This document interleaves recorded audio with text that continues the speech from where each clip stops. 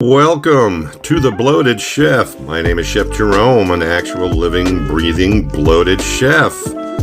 We are calling this channel Recipes Off the Rails because we take some traditional recipes and we push them off the rails. Now, before we get started, we could use your help. We're trying to get to 1,000 subscriptions and we're grinding.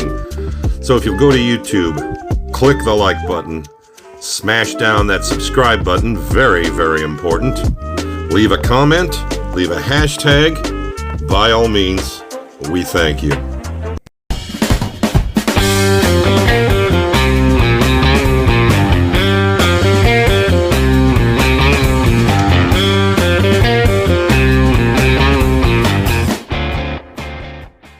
And we're back with Recipes Off the Rails, and today it's about brunch. Brunch using, once again, leftovers. Pulled a big loaf of wheat French bread, if you want to call it, out of the freezer. I got a little mozzarella, a little parmesan, a couple slices of cheddar. Oh boy, we got garlic. We got a couple leaves of basil. Had 3 or 4 slices of bacon left. You've heard of egg in a cup? How about eggs in a canoe, baby? Brunch style, bloated chef style. Now then, let's get our garlic and herb butter going. First things first, melt our butter, melt our olive oil, get our Italian seasonings in there, get our garlic in there, let that saute, turn it to very, very low, and we're good to go.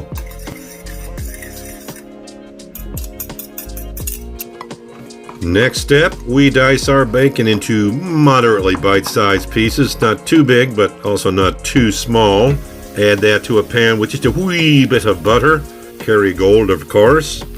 And now our second mise en place is done. Time to execute this thing. I added a couple of finger peppers because I always add finger peppers or heat. That's just me. Alright, time to make our cutouts. Try to be consistent with your cutting. Do not puncture the bottom or all your eggs will run out and this dish will officially suck. Save those little knobs. Those are going to be yummy little soaked in garlic bites. Yes, sir, and yes, ma'am. That looks pretty damn good right there. Onto our sheet tray with a little bit of a riser. We'll take that garlic, oil, butter, herbs, and we're going to go ahead and pretty much drench the bread outside, into the channels, into the holes. Yeah, get all that garlic on there. Make sure it's good and wet, good and soaked. The outside's going to get nice and crispy and have that really nice garlic and parmesan flavor. It's going to be crusty. And the inside's going to be nice and moist, almost a little on the doughy side with all that yummy goodness melted in between.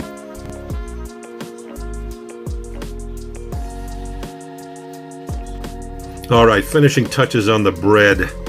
A good healthy dose and a crust of some freshly grated pecorino romano. Now take those little punch outs, those little knobs, and soak them in that garlic butter. Yes, sir, and yes, ma'am. Those are going to be yummy. Those will be a little appetizer before you get to all that bread. A lot of bread in this dish, folks. Lots of bread. Alright, 25 minutes later, out of a 350-degree oven, our loaf comes out. Looks like it's good and toasty, with the middle being still soft and bread-like. Go ahead and hit those knobs one more time. Yeah, can you imagine little garlic knots, if you will? We'll call them garlic knobs. How about that? Yeah, let's try one.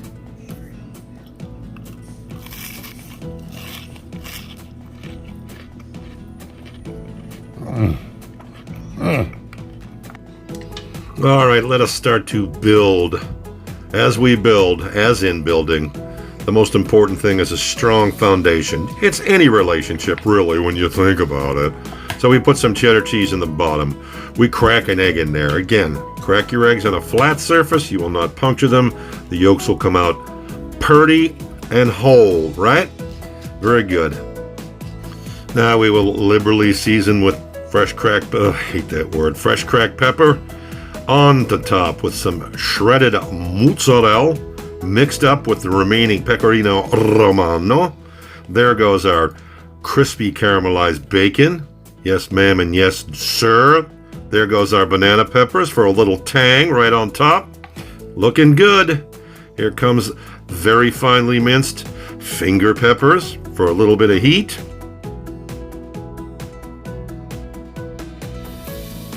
And into a preheated 350-degree oven for about 20 minutes more. We've got a nice crust. It's very rustic in nature.